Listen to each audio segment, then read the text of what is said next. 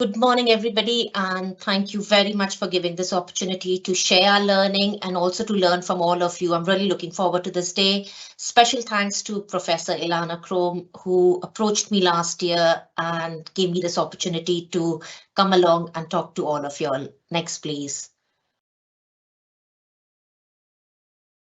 Can I have the next slide, please? Yeah. Before I start, I would like to thank my research team, without whom over the last 2 years we wouldn't have been able to achieve what we have achieved.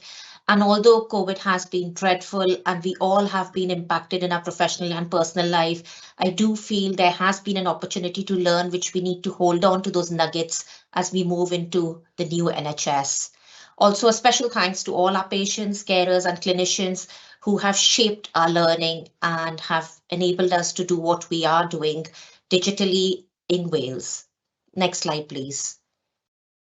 So I'm hoping to talk a bit about what we did during COVID and the approach we used in terms of evaluation, the lessons we learned, which we need to hold on to. And I keep repeating this because we've got this window of opportunity to change as we deliver care. We know the demand has been ever increasing, and that was a challenge even before COVID.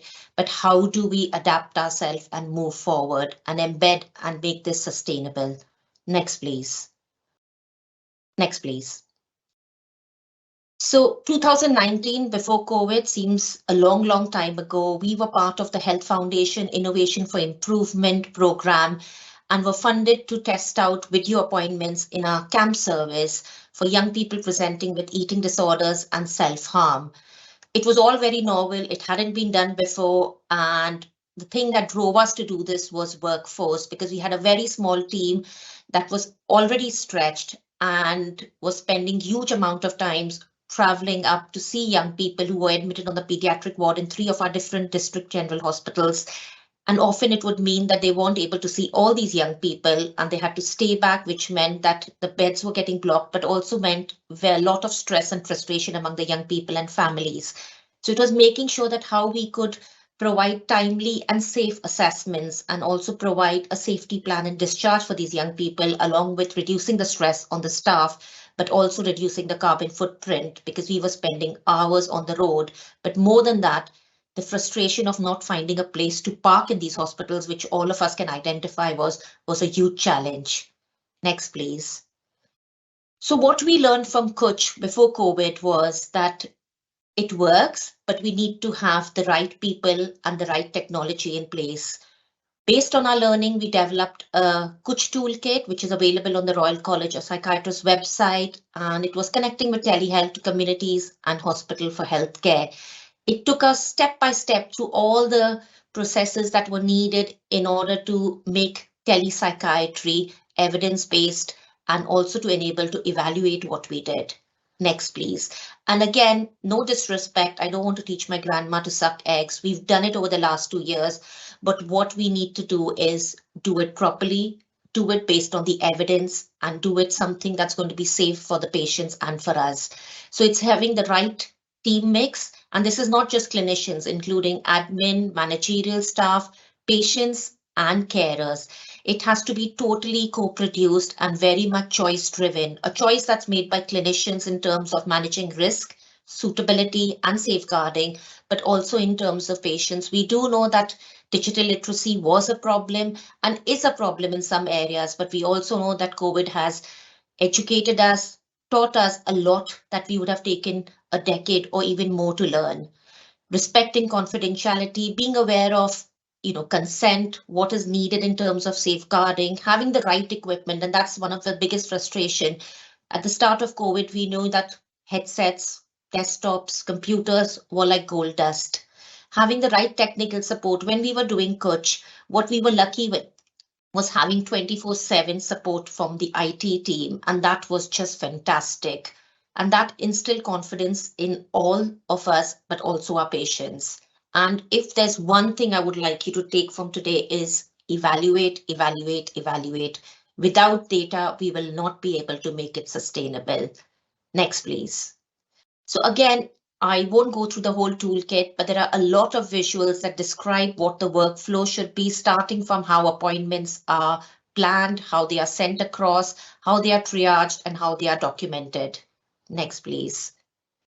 This is a very important one that we keep referring to. Whatever you do virtually needs to replicate what one would do face to face in terms of suitability, in terms of duty of care, safeguarding, having contingency plans in place, your safety netting, being aware of consent and capacity, treating people with same confidentiality principles that you would if you were seeing them face to face, privacy, and making sure whatever we use in terms of a platform is clinically safe and has gone through information governance.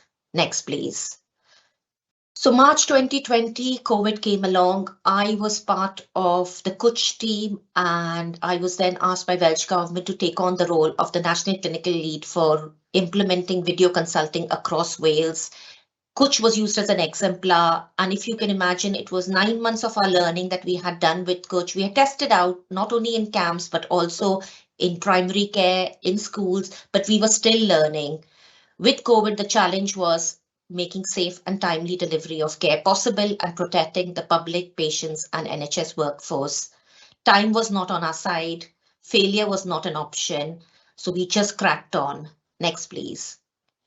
Within the first few weeks, we managed to implement video consulting in more than 80% of the GP practices across Wales. And as of now, we've done about 20,000 consultations. And I know people are often very reluctant to talk about failures because at places like these, platforms like these, we talk about success. Primary care did take off, but we haven't had that much success as we had in secondary care. And there were various reasons for that, including clinician and patient factors, such as people live close to their primary care, their GPs. So going over is much easier than traveling to secondary care. Primary care carries a lot of risk, so they like to see their patients, they eyeball them, make sure that they're taking the right decisions. So it was very different. Moving on to Easter weekend 2020, the minister announced that we needed to move into secondary and community care. We rolled over video consulting in more than 40 specialities, and as of now have done more than 250,000 consultations. Some of these figures, they increase by the week. Then into dental, optometry, pharmacy, moving into care homes where some of the most vulnerable people were and needed care the most. We partnered with Digital Communities Wales, supporting them not only with the technology, but also with toolkits and providing the training.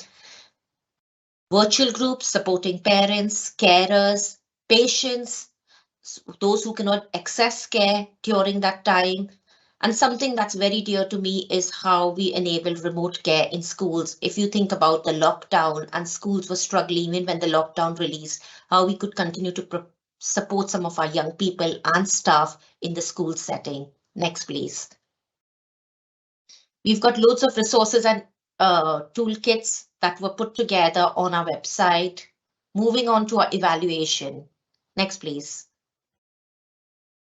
So as I said, we were adamant from day one that we evaluated what we did, and we had a lot of resistance. We had a lot of challenges from the technology team, from Welsh government, from clinicians. It was like, just get on and do this because this is needed. We can always evaluate later on. But from day one, we were adamant that we needed to capture data because this data is going to inform how we continue to deliver care in the future. Without evidence, we would just be another person with an opinion. We knew that. And what we have gathered, we hope to embed and make it very much patient-centered. Next, please. So our evaluation framework is a mixed method approach consisting of 4 phases. Phase 0 was around looking at what the literature said, what was already there. And we know that countries like Canada and Australia have been doing remote consultations for a long, long time, looking at what pilots were there. But if you can imagine March 2020, COVID was around the corner. We literally did this within hours, if not a day. We then moved on to phase 1, which was mainly surveys looking at satisfaction, use, and value of doing video consulting. So you had a pop-up survey, which some of you may be familiar, at patient end and clinician end after the consultation, asking them what their experience was. And we were surprised. People did fill in these surveys and people were keen to share their experiences with us. So far, we've captured more than 50,000 surveys from clinicians, patients, and carers.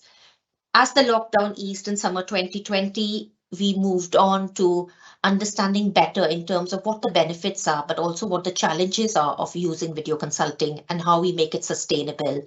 This included not only surveys, but we started doing qualitative in-depth interviews. And so far, we've interviewed more than 500 clinicians, patients, and carers. We've done more than 100 focus groups trying to understand people and make support available where the challenges are. We are now in phase 3, looking at proper efficacy and effectiveness, looking at experimental, observational, ethnographic studies. We've got case control studies. We've got a randomized control trial that we've just started with war veterans accessing EMDR for PTSD. And this is what's going to be the rich data that's going to inform us. Next, please. So this just gives a snapshot as what data was captured at each stage. Next, please. This is our driver diagram, and I would highly recommend, if you are looking at evaluating, however complex it seems, it's worth investing the time in the beginning with your colleagues, with admin staff, with your patients and carers, and plotting it down. Things will change, and that's the beauty of QI, but making sure that we improvise, we do our PTSA cycles as we go along, and we make changes that improve care all the time. Next, please. So what was the evidence and what did we learn? Next, please. As of today, we are live across all health boards. We've got health boards compared to Trust in England. We've done over 200. In fact, we've done over 300,000 consultation. We just had our milestone celebration a couple of days ago. And on an average, we are still continuing to do about 5,000 consultations a week. Our patients have always rated video consulting interestingly above clinicians, and more than 90% of our patients wish to use video consulting in future. And I do say there is a disclaimer, it is not for everybody. And we have tested this during lockdown, coming out of lockdown, because I know during lockdown, there was no plan B, there was no option available, but we have been looking at data through every time period. We've been able to do huge savings in terms of mileage, carbon footprint, hours saved, not only with travel, but also the hours saved in finding a place to park. And that's amounted to almost traveling around the world 240 times, which is huge. We've got data from 50,000 patients and are now collaborating with universities and academics nationally and internationally. Next, please. This is one slide I would really want you to focus on, because we do talk about the digital divide. We do talk about challenges of digital literacy. And there's something new I learned about digital aversion as well, where people just don't want to learn anything to do with digital and shy away. And we had that. We had clinicians, especially during coach days, where they wouldn't make eye contact with me. If I was walking down the corridor, they would take the next corridor to go elsewhere. But during COVID, what we found was, those of you not familiar with Wales, Wales has got a huge urban-rural divide. And the challenge has always been that people in rural areas will, in fact, be at a disadvantage of accessing anything that's to do with technology. But what our data has shown consistently over 2 years is that the uptake of video consulting in rural and urban areas was very much the same, and we compared this to the national population of Wales. So all these figures are comparing to what the data from Wales shows. More than 30% of our patient group were in, more than 50% of our patient group were in less than 30,000 income population. So there's nothing that people socially deprived wouldn't be able to access technology. And we know, meeting our patients, having a phone, having an iPad, having a tablet is no longer a luxury. For many people, it's a matter of necessity. And where it isn't there, it has been supported by Welsh government. Similarly, with the male-female divide, another factor that surprised us was that 20% of our uptake was in those more than 65 years of age. And this again has been consistent over 2 years. What surprised us along this was that some of our young people, especially in camps, engaged beautifully when we were doing coach, because as we coming out of COVID, a lot of my young people want to come back and see me face to face. And it may be that they are born in an era of technology. They are a whole different generation. I still get excited about Zoom quizzes and meeting friends virtually, whereas my 2 teenagers will say, shut the camera off, we don't want to be there. So I do think there is a generation factor there. 30% of them with disability were part of, joining remotely and would want to continue doing it because of travel inconvenience. A lot of people use the chat function when they had sensory difficulties. So it's just to be mindful that we talk about digital divide, but is there a solution? And if it is, how do we support that? 3.8% were from the Asian, Black, mixed ethnic groups. Next, please. Another thing that I would like to flag up is we used a patient enablement scale, which is a 6-item scale that's routinely used as a PROM measure, and that focuses on asking patients what they feel in terms of their consultation, their appointment, and how it impacts on their ability to cope with life, understand their illness, be confident about their health, and how they can help themselves. And we found that the ratings on this were much higher than what they were when people were seen face to face. So obviously this has huge impact in empowering patients and making them responsible for their own care. Benefits wise, we all know during COVID, stopping infection, improving care, travel and parking, saving environment. But as we coming out of it, the amount of time saved on school, taking time off work, better family involvement, and something that we are really keen to dig deep is understanding the reduced DNAs.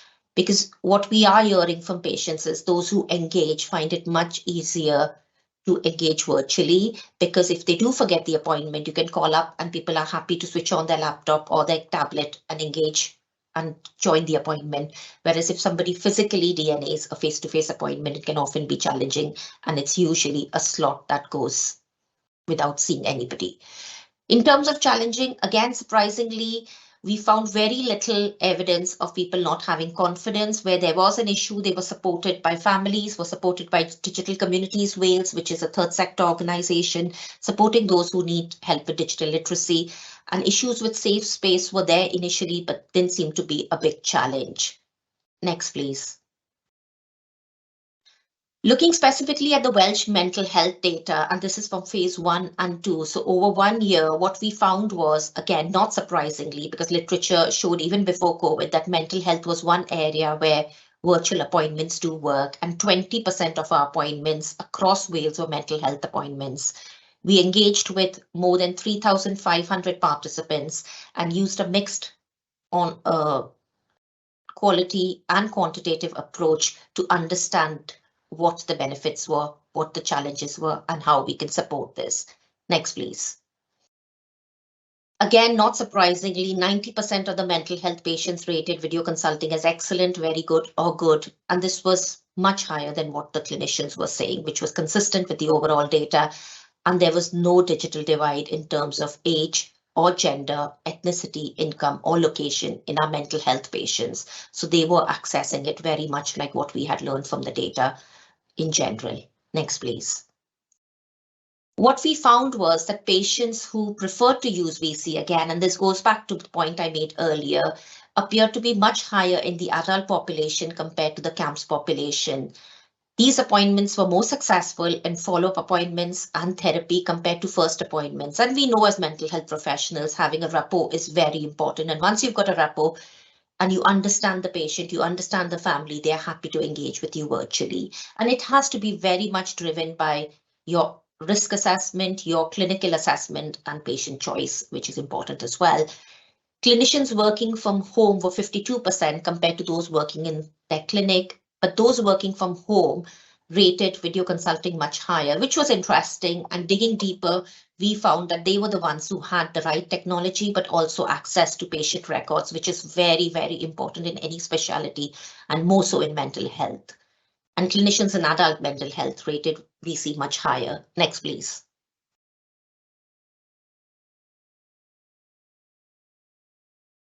These are just some qualitative themes that came out talking to patients and clinicians, and not surprising, a lot around ease and convenience, less stress and anxiety, independent care, blended approach moving forward.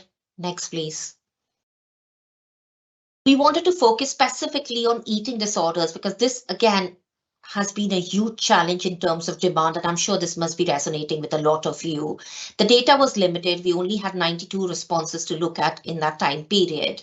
And we thought that probably the uptake is low, but when we started talking to clinicians, it seemed that that was not the case, and they were finding it as a useful tool in their toolkit to engage with their eating disorder patients. So we're now doing further research. Thanks to Health Foundation, we've been successful as part of the Q Lab to look at remote monitoring in eating difficulties, specifically in young people. And that would be something that's going to inform how we move forward in terms of using not just video consulting, but even remote monitoring. So things like weight, blood pressure, pulse recording, looking at fluid intake, and possibly even electrolyte for those people who need this, but also early intervention in a school setting using video consulting, using a kiosk, and even using virtual groups to support some of the staff and carers. Next, please. Similarly, the patient rating compared to clinicians was much higher in our eating disorder groups. And again, very much like before, therapy and follow-up appointments were much more than compared to first appointments. Just next, please. Just to talk a bit about schools, because this is an area as a child psychiatrist I'm particularly interested in. And I was actually supposed to go on a sabbatical in March 2020 when COVID came along, and that was postponed. You'll be surprised, I actually did my sabbatical in autumn 2020 in the midst of COVID, and this was very much driven by the ask from education as to how we can continue to provide care for children in school remotely. In Wales, we've got the whole school approach based on Healthier Wales and Mind Over Matter. We've got the additional learning needs reforms which have taken place and replaced the statementing process. So every child has a personal development plan where education and health work together to make sure that we're talking to each other so that what we do is best for the child. So how could we make sure that we could deliver remote working, remote consultations in a school setting, but being mindful of safeguarding and consent? We had done some of this during Kutch, where we had been forced to open up remote consulting clinics because we had had a couple of suicides in our local schools, which had increased the demand on our services. But now we've been having panel of experts where we have professionals talking to not just educational psychologists, which would be the case in face-to-face training, but teaching assistants, receptionists, dinner ladies. And these panels are usually run in twilight hours or on inset days where people can access professional help. We've had one-to-one clinics running in speech and language therapy, mental health, occupational therapy for young people. We're also developing a neurodevelopmental digital tool as part of Together for Children and Young People, and running virtual groups for parents, carers, and even school staff. What COVID has done has not allowed a lot of our young people, sixth form students, Duke of Edinburgh students who would normally come and do volunteering or have a medical placement to understand the health service. But as part of the tech team, we are providing these opportunities virtually because we want to encourage young people to have a career in medicine, and they're working along with us and along with schools to make sure that they understand how the healthcare works, even if it is remotely, but also to make sure that what we do involves young people in our working. And we have been using this to inform our evidence and the COVID recovery plan. Next, please. So how do we embed and move forward? Next, please. So as part of technology enabled care program, which is a Welsh government funded program, we are increasing our understanding, supporting the scaling up and making sure we support this culture change and provide the evidence that is needed. Next, please. The genie's out of the bottle. We cannot go back to old ways of working. We have to move on and looking at how we change. It's the workforce. The challenges are there, but there are opportunities. How do we digitally empower people? Support the shift to the net zero NHS, which we've heard about this morning, and deal with the managing increasing demand and backlog. Next, please. So in terms of workforce, we know that what has happened in COVID has been creativity in crisis. There's a lot of focus on staff well-being. Most virtual conferences now have yoga and mindfulness sessions. Fika is a Swedish concept that they use where they talk about eating together as a team makes a team more productive. And we've started doing these, even if it means virtually having a coffee afternoon or a coffee team meeting with others just to understand and explore everybody's well-being. In terms of recruitment and retention, having control over work patterns, how do we move to the blended working model where we have opportunity to work from home, but also in your clinic setting, and looking at staffing levels and rotas, giving people a sense of increased purpose, a connection, empowering people with digital skills. I will admit I was never a digital champion before COVID. My teenagers still think I'm a noob. I don't know much about technology, but I have learned, and I think people can learn. We're looking at Trust in England doing external evaluation where they have advertised full-time virtual jobs and looking at what are the pros and cons of it. How does this fit in our current healthcare culture? And is there a role for that moving forward? Because we know workforce challenges are always going to be there. And looking at the dynamic workforce working from home study. Next, please. So we did a working from home study, which was one of the benefits that was flagged up during evaluation. And we had 999 participants participating in this, which was phase 1 and phase 2. Not surprisingly, the overwhelming response was to have a blended approach moving forward, being mindful of all the benefits of remote working, including convenience, flexibility, improved work-life balance, but also being mindful of people lacking that social contact. Next, please. So whatever we do, even if it means remote working, we need the right equipment. This means not just IT equipment, but also the appropriate desk, chair, and people are doing this as part of their occupational assessments now, having access to health records, having a choice, which is very much driven by management and the clinician, but also being well aware of the well-being of the person. So having appropriate breaks, how it impacts on their sleep and diet, because we knew some people were eating much healthy because they had time to prepare lunch in the morning other than rushing to go to work, whereas some people were indulging in unhealthy habits because they were sitting in the kitchen and feasting themselves on biscuits and cakes. Next, please. So we've put some of the recommendations which we've taken to Welsh government in terms of how this is decided, what's the choice given, and what is the infrastructure needed. Next, please. But also being mindful of what it is for the mental health of people. Next, please.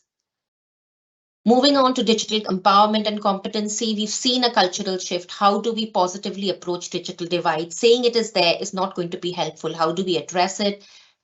Embedding digital skills. I know the Royal College is doing work around embedding it in trainee curriculum and looking at competency, but also in medical students. We're working with some of the deaneries, seeing how we can make them more able, developing a competency framework with HEIW, and I know HE are also doing so as to skill the workforce so we can empower our patients and the public. We've got a young people's advisory panel who keep us on our toes and a layperson representative who make it truly co-produced, whatever we do, be it toolkits, resources, publications. Next, please. This is some of the work our young people have been doing, taking part in national debates. They've done some work around the environment factors and COVID, done poster presentations, and they really have been very supportive in informing the evidence to Welsh government. Next, please. So how do we make it sustainable and have a net zero NHS that we aim for? We know the impact COVID has had on our environment, but how can remote working and super cool rotas help? Super cool rotas are something that we are working along with the mathematical modelling department in Cardiff University, looking at how people have an opportunity which is fair in terms of sharing their workload, but also in terms of working from home and working in clinic, how we can embed some of this in our new care pathways and prevent and promote healthier lifestyles, being mindful of all the savings we do in terms of travel and carbon footprint. Next, please. So we know there is increasing demand and there is a backlog, but remote monitoring and telehealth definitely has a role based on the work we are doing with schools in terms of medication monitoring, chronic illness management. There are apps and online psychological therapies, but a word of caution, whatever is there needs to be evaluated. It has to be evidence-based. Just because it is something shiny out there doesn't mean it's going to work for our patients. We're working telecare with our patients with dementia, looking at remote real-time monitoring, alarms, things like Alexa, which can reduce isolation but keep people safe at home. And again, something that's around the horizon but still needs a lot of evaluation is artificial intelligence, how that can support some of the triaging, out of hours assessment, mental health assessments probably.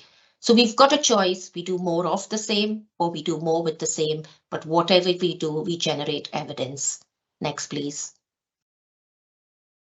So this is some of the work we're doing in terms of developing community of practices. I mentioned about the randomized control trial. We're doing a time and motion study comparing face-to-face with what is happening virtually, being mindful of the workforce, the working from home study, also health economics, looking at how the savings are not just in terms of the pound sign, but quality of life, working with a mathematical modeling, looking at forecasting, demand and capacity, ethnographic studies, and disseminating and publishing our learning. Next, please.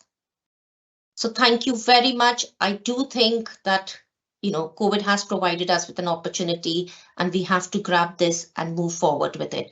I've just got a 1-minute video, which we asked all our patients to send us what they think about their experience of using video appointment. I wonder if we could play that, please.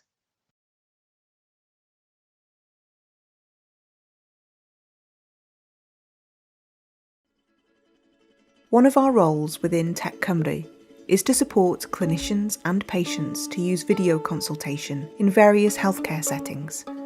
At every stage, we've collected information and feedback. That research has meant we've been able to quash assumptions and myths about who does and doesn't use VC.